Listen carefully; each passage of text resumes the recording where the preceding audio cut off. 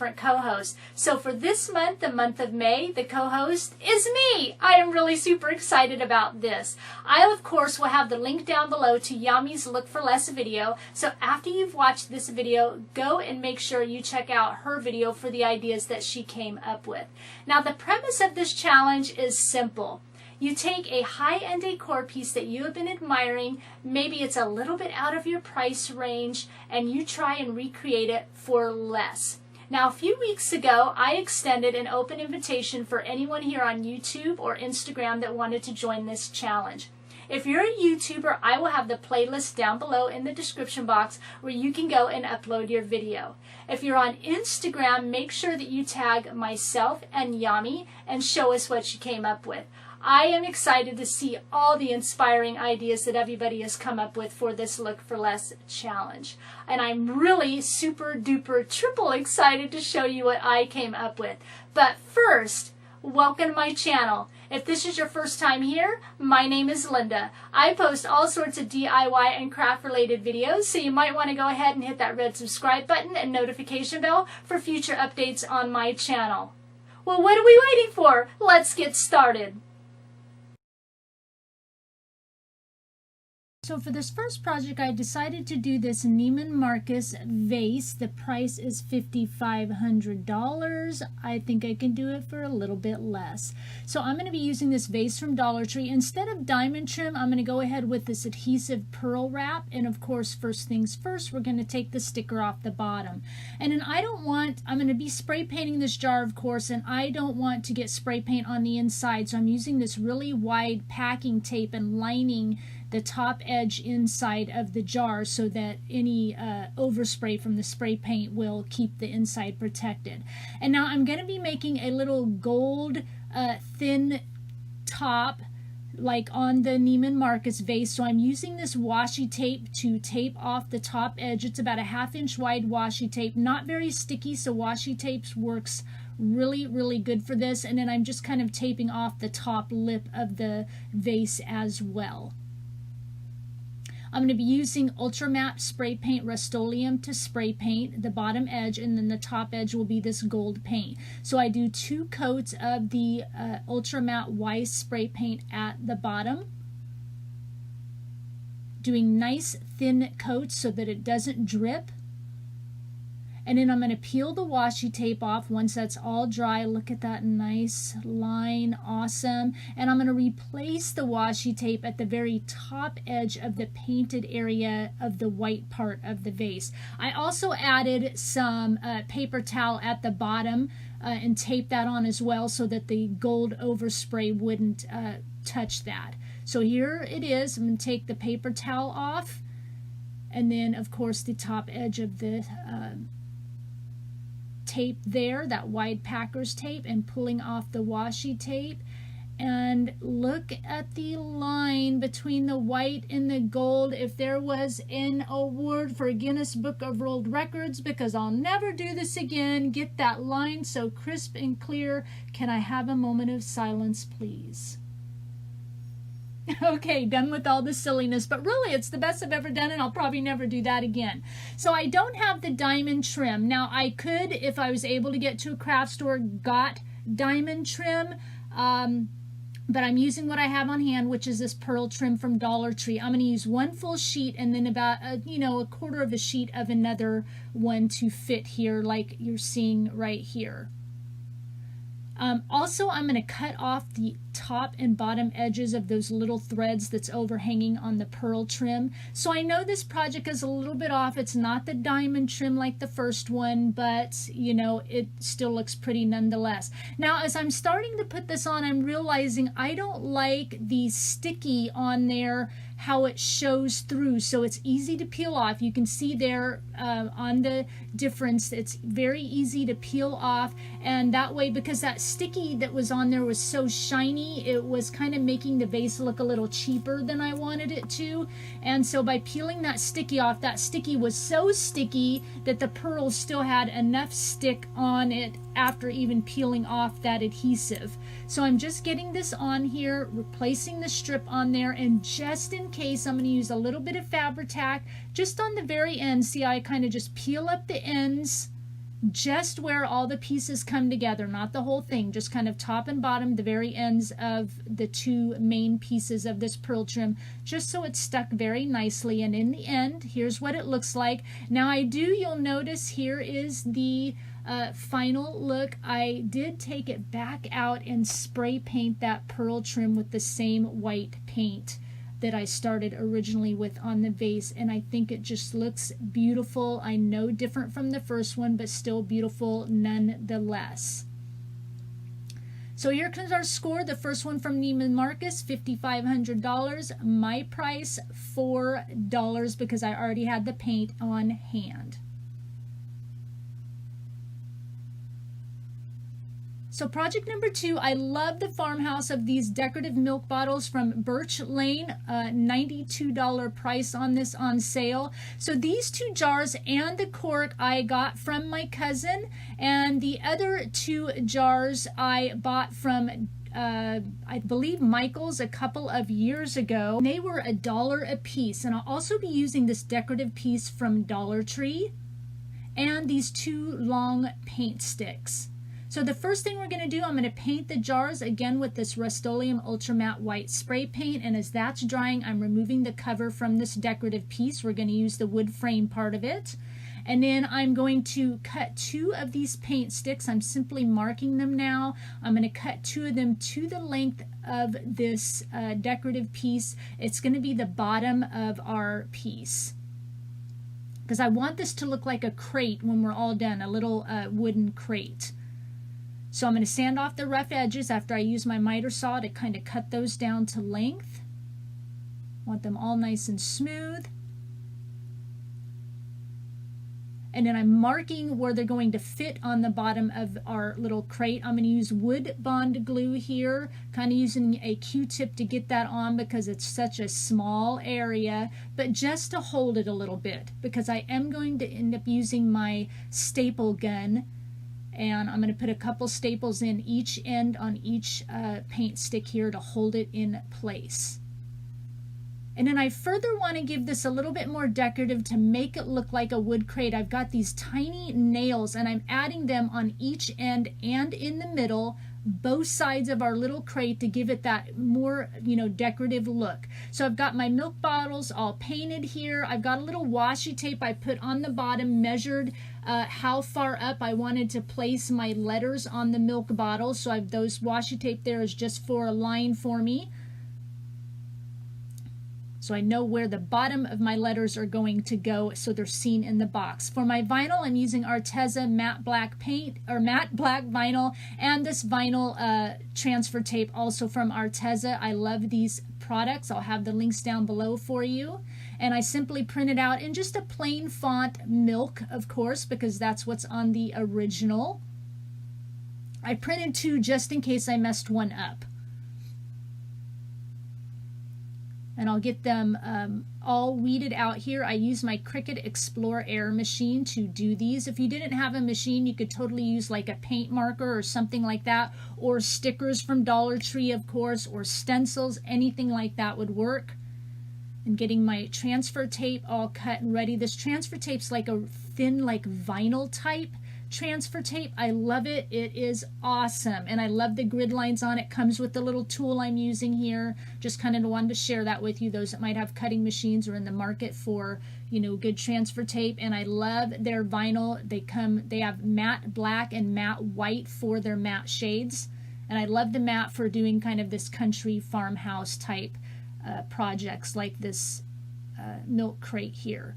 So I'm cutting them separately, getting them ready. And I'm going to start, see, I'm placing the bottom of my letter at the top of the washi tape there. And I'm going to do that on every single jar, of course, till we end up with the word milk visible and lovely. Coming on with the L here, just want you to see the entire process. Again, letter stickers, stencils, paint markers. You could draw it by pencil and paint it in with regular brush and paint as well. Any of those would look great because it would give it a nice farmhouse appeal to it. And these are pretty easy to, the letters are very easy to put on these surfaces here. I could have done I have enough bottles. I have 4 of the short ones, 4 of the long ones. I could have done all the same, but the picture showed too long, too short. So that's why I'm doing it the same here. I want it to look as close to the picture as possible. So they're done. I'm going to peel off my washi tape guidelines here. Putting in my cork. I believe off camera too, I spray my cork just a little bit with spray paint. You don't see that. But I also want to kind of rustic out my jars a little bit. So I'm just using a little bit of sandpaper in different areas along the jars, the top ridges, anything that kind of has embossed look to it, a little bit of areas on the jars as well. They showed kind of the top edge on the picture, like making it look like enamel, and I could have went in with a black Sharpie, you know, on the top and darkened it like that, but I chose to just kind of go my own route here a little bit. And I would suggest once these are done, maybe spraying them with like a matte clear enamel, so to protect those. This is Gravel Road chalk paint from Jamie Ray Vintage. Love the chalk paint, so I will have that link down below for you. You can check out the other chalk paints. Water-based chalk paint, awesome for wet distressing. Love, love, love this paint, can't say it enough. Once it's all painted, I do 2 coats. I'm going to go in with the sandpaper and distress it. And here is the final result. And you can kind of see on the cork, all I did was take it out outside and just do a little bit of just like hitting it with spray paint, just to kind of distress it a little bit. Very subtle, but it is there. Love how this turned out. One of my favorites. So the original was $92 and I was able to do it for $3 because I had some of the bottles and a spray paint, of course, on hand. So number 3 project, Neiman Marcus, is this bowl. I loved it because of the kind of the taco bowl shape on top. I actually happen to have some in my supply, so I got that and one of those vases I already had on hand, or the candle holders from Dollar Tree, and 2 of these over-the-door metal door hangers from Dollar Tree as well. So really all I went out and bought for this project was these over the door hangers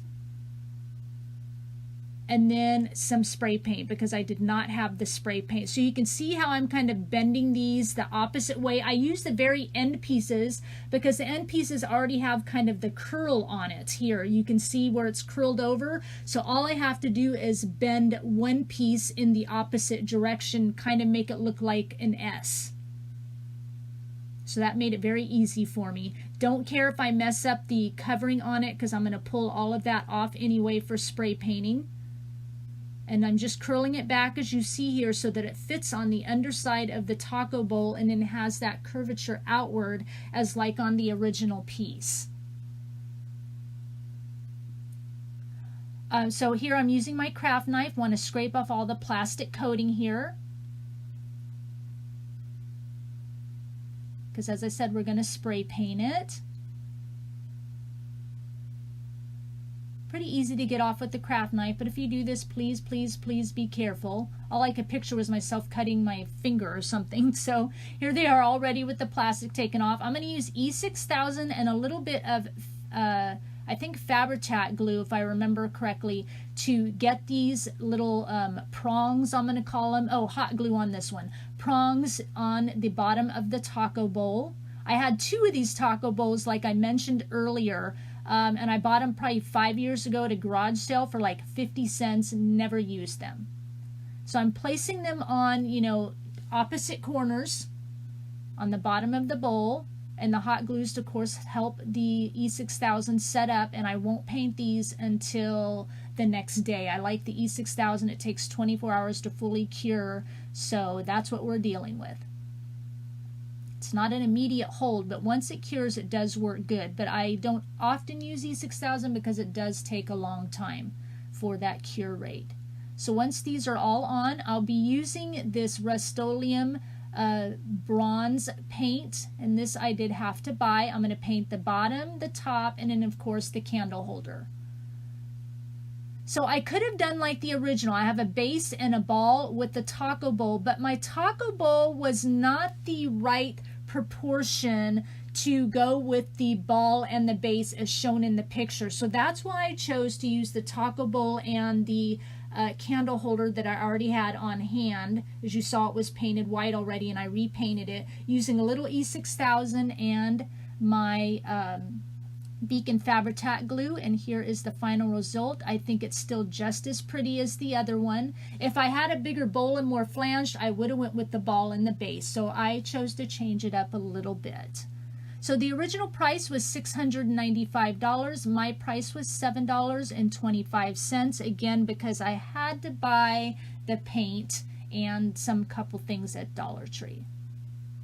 So here is number 4, Neiman Marcus. It's kind of like this butterfly vase. I like it. Had a little trouble with it, but I'm making it work. So from Dollar Tree, I bought this metal butterfly and that glass vase, and I'm using the top portion of the butterfly to be a base and a template for creating the clay butterfly on the front. And I just simply pushed the prongs up into position and made them look like antenna. And I'm using this model air dry clay I already had on hand, and I'm flattening it out, rolling it out a little bit. I should have probably made this thicker. There's a lot of things I probably would have done differently looking back on it, but in the end I still think it looks kind of cute. So I'm rolling it out to be about the size of the front of this butterfly. And of course, if you didn't want to buy the butterfly, you could totally freehand it, but I did it this way because the butterfly was metal and I could kind of bend it up a little bit so it looked like it was kind of flying and not just be flat on the front of our vase.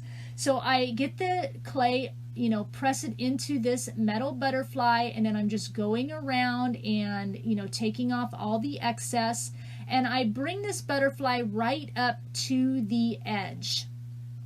And I'll show you later the little bit of problem with that, because this air dry clay, as it dries, I had previously purchased it at Walmart. As it dries, it does shrink. So I get a little bit of an issue with it, but I end up being able to fix it. And I think it shrunk the way it did, and what happened, I'll show you in a minute, is because I did bend this butterfly up a little bit. I bent the metal up as well. So I'm just kind of, getting the antenna a little bit thicker. And again, I probably would have built this butterfly out thicker, but I make it work. So I'm kind of spraying it down with water and smoothing it out with my fingers so it looks all nice and pretty. And you have a lot of time to work with this air dry clay if you've never worked with it before. I'm able to just smooth around all the edges so I get the definition and shape of the metal portion of the butterfly. But again, I probably would have went thicker with it just so it kind of more matched the picture. But first time doing this, and this was my thought of how to do it, so that's what we're going with. And here's where I'm bending it up, and here's where I think why I had a little bit of an issue. It'll pop up here in just a minute. As it dried, you can see it cracked. And as it dries, it shrunk away from the edge of the metal of the butterfly. But that part doesn't concern me as much because when I go to spray paint it, it just kind of gives a 3D look. But I'm able to prepare the cracks. As you see here, what I'm doing is I'm spraying it with water, and then I've got some clay and some palette knife, and I'm simply kind of repairing the cracks with really wet clay. I kind of wet the clay, I sprayed the butterfly so that it's real moist, and I can go in and kind of repair all the cracks. And it works. As it dries, I think I had to do it twice because once it dried again, I kind of dried it with my heat tool so I could see if it would crack again, and it did, and I had to do the same process again. But after that, it looked fine. But it's because I bent it up, and as it shrunk, it just cracked, but able to repair it. So, and I didn't want to give up on this project. It was bugging me like all get out, but I did not want to give up on it. So this is how I fix it. Again, wet. So if you try this, wetting it, super wet clay, palette knife, bringing it in, kind of repairing the cracks. It'll all look okay in the end. But it's quite a bit of a process, but I just wanted to share it with you. Real easy, little messy, But in the end, this is how it turned out. See, it turned out fine. And you can see a few of the little bit of areas where it was repaired, but that's okay. Now, since it's on the back and it shrunk, it kind of pulled off of the metal a little bit. And so I want to protect that. I don't want the butterfly to come off. So what I'm going to do here is flip it over, and I'm going to use my Beacon Fabri-Tac glue, and I'm going to glue the entire backside and all the little areas that are cut out on the metal so that that butterfly won't try and just like fall off of it. I'm sorry I'm off camera here just a little bit. And I let it dry overnight, and it fills it all in, and I'm not worried about it because I will spray paint it. But this was kind of my solution, you know, to keep that butterfly on there. And then I wanted it a little more 3D like the original butterfly, so I made a little body and I let that dry as well. We're going to move on to the vase. You could use like a tube here that's like really thick. I got that off my vinyl, but I actually had this empty hydrogen peroxide bottle because you need something flat for the bottom part of the vase for the butterfly to adhere to. So again, bringing out the clay, making a little ball, and I'm just going to make a little base. I put down some saran wrap first so that I'm able to get this back off once it dries, and I'm just making like a little square piece here, about a ½ inch thick, and I'm going to press my butterfly into it so that the clay gets all the little bumps and stuff from the back of the butterfly. And then I pull that off, and I let it, after it's dried, I pull it off. And then the butterfly will kind of stick right back onto it because this piece here, I'm molding it right around the butterfly. So now we're going to take the top of the bottle off, and I've taped it there, and I'm going to use my heat tool and my craft knife. Careful if you do this, but heating it up so that when I go in to cut it, it'll just kind of melt that plastic and I can take the top right off very easily. And I just go in little spurts as I get this off, but it works really well. I started to try and cut it normally, but I was having a little bit of a hard time, so I thought, well, if I heat up my craft knife, it would kind of melt it and I can cut right through it, and it worked a lot easier. Able to just pull it off, and there we go. And of course, got to get the tape off, the labels off. I'm going to clean up the edge a little bit. A lot of sticky left on from the labels, of course. I want to make sure I get that off. 89 cents for my bottle. If I had to buy it, if you have to buy something like this, I'm going to use my Goo Gone to get all that stuff off, and I'm going to end up taking all these again with the Rust-Oleum oil rubbed bronze and spray painting it.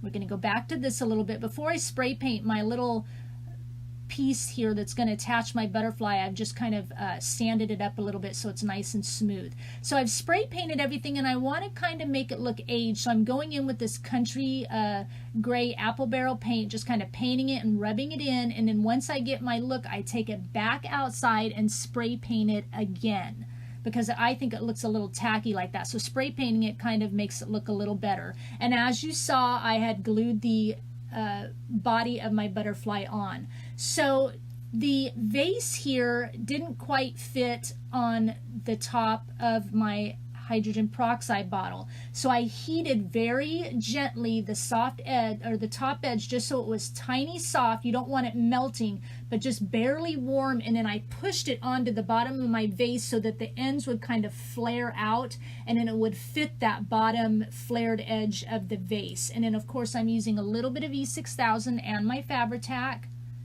to get this on. And that worked really well, just kind of heating the top edge, pushing it onto the vase and holding it till it cooled, and then it flared out and fit the bottom perfectly. So I'm going to attach my little brace here onto, once the top's dry, I have to do this in stages. Once that was set, then I'm attaching my base, a little bit of E6000 again and the Fabri-Tac, and then attaching my butterfly. And then once all that's dried, because E6000 takes 24 hours to cure, it'll slide off if you don't do this in stages, I then adhere it to the bottom of the base. Here's what it looks like in the end, a little different from the original, which cost $175. I was able to do mine for $7. I did go ahead and include the cost of the spray paint again on this one as if I had to buy it just for this project alone. In the end though, I